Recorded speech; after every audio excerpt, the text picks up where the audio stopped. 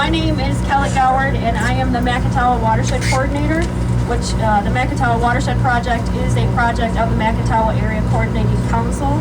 So I just want to spend a few minutes to talk to you about the organization and the Watershed Project. The Macatawa Area Coordinating Council, for short, is a cooperative effort among units of government to coordinate certain issues on a regional level. The primary focus is transportation. So on this map,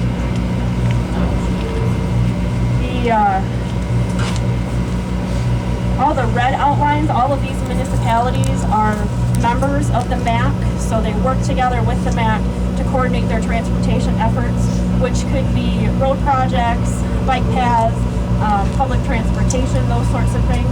So that is one focus of the MAC. The second focus is the Watershed Project. And so before I explain that, and since we have a lot of students on board, I'm going to ask you some questions and kind of use this as a little bit of quiz time, review for some of you. So before I explain the Watershed Project, who can tell me the definition of a watershed? Does anybody know? I know some of you know, and I'll call you by name if nobody else volunteers.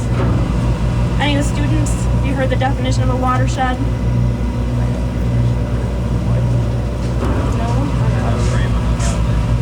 Not awake yet. No, not awake yet? Is it too early? Yeah. Well, Dan, why don't you explain what a watershed is? I'm thinking it's that yellow line that goes all the way around everything that drains. So watershed, it's a yellow line.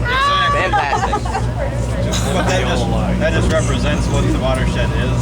Like, so there's a little blue creek up here. That's all going to drain. All that topography is going to drain down into here. So that's the Macatawa watershed. Right. So the watershed is a topographical boundary. So it's all of the land that drains to a single water body. So in our case, we're looking at the watershed of Lake Macatawa. So that that yellow boundary here is all of that land that topographically drains into Lake Macatawa. So based on this map, how many of you live in the Macatawa watershed? How many of you knew that before today? Okay, so a few of you knew that you lived in the Macatawa. So that is one reason that we want to do this, is just to promote awareness that, you know, we all live in a watershed. Some of us don't live in the Macatawa. I live in the Grand. But part of it is realizing that you're part of a watershed, and what you do in the watershed has an impact on water quality. Now, the Watershed Project started in 1996. It was not an original program of the MAC. It was added later. But it was the MAC working with the DEQ because there were a lot of concerns about the water quality of Lake Macatawa. The main concern being phosphorus.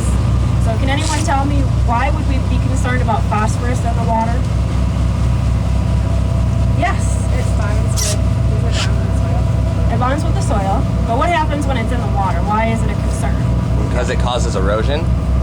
It doesn't cause. Oh, okay. No. Yeah. Because it makes the algae bloom. It makes the algae bloom, at which we can see a lot of that today, and we will see a lot more of that today. So that is exactly why we're concerned about phosphorus in the water. Phosphorus is an important plant nutrient, so when we put too much in the water, then we can have excess plant growth, and that's exactly what algae is a plant. So that has been a concern for years, and through testing and research, the DEQ established what is called the total maximum daily load for phosphorus in Lake Macatawa. And what that means is they figured out what is the amount of phosphorus that the lake can handle and be sustainable. So we have a goal that we have to meet through all the sources of phosphorus in the watershed and get them below that total maximum daily load. And off the top of my head, I don't know what that number is, but we have a long way to go yet to reach that number. Now, in terms of sources of phosphorus, we have two different types of sources. We have what we call point sources and non-point sources. So can someone explain what the difference between a point source and a non-point source is? Anybody know that one? Point source versus non-point source? Becky, you want to explain that? Point source pollution comes from an identified location, such as a factory or a particular outfall into the watershed, and non-point source source is something that can't specifically be identified. You know that you have pollutants coming in, but you can't identify exactly where it's coming from, what particular farm or what particular location. So there's a couple different ways it can come in, and you can control point source a little easier than you can control non-point source. Right, exactly. So a lot of times you think of a point source, you can see a pipe going right directly into the water. So from like a wastewater treatment plant or industrial waste. And we do have some of those in the Macatawa watershed, not a lot.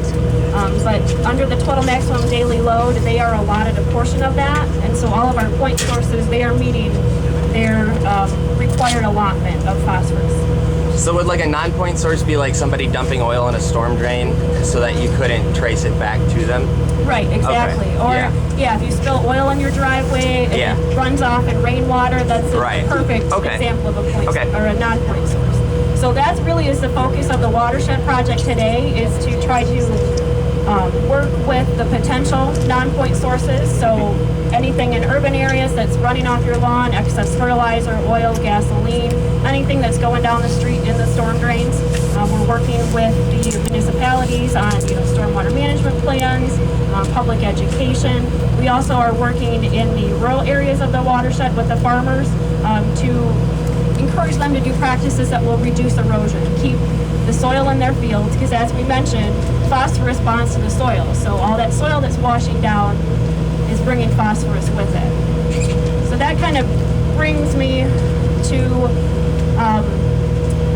I guess full circling back to the algae issue. I want to spend just a minute explaining why. Okay. Just really quickly explaining why there's so much algae in Lake Mac this year. Because if you haven't noticed it, you will notice it today if you're not from the area. In a typical year, when we have rainfall events throughout the spring, which we have not had this year, a lot of erosion occurs throughout the watershed, from bare farm fields that have not been planted yet, construction sites that don't have proper controls in place, gravel roads. All of that gets into the stream, and then we have what looks like muddy water coming down our streams. All of it ends up in Lake Macatawa.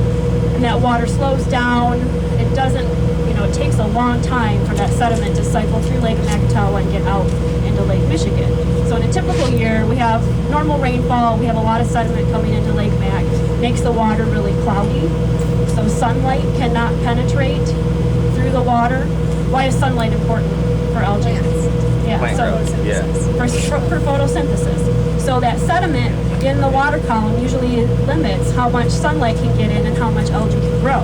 Well, we turned off that faucet this year. There's no sediment coming in because we haven't had the rain to draw the sediment into Lake Mac. So what that has allowed is there's been enough time that sediment has settled out, the water's clear, people are reporting that they can see the bottom, they haven't seen it in years. So in places you can see the bottom of Lake Mac, the sunlight is penetrating, there's so much phosphorus in the water, it's just the algae was letting go. So it actually is a sign of improved water quality, because that algae is taking phosphorus out of the water. So if you look at the phosphorus levels in the water, it's actually below what we need to meet. That phosphorus is bound up in that algae. So now comes the, kind of the unknown. What's going to happen? If we get a nice big rain, some of that algae could flush out into Lake Michigan, take the phosphorus with it.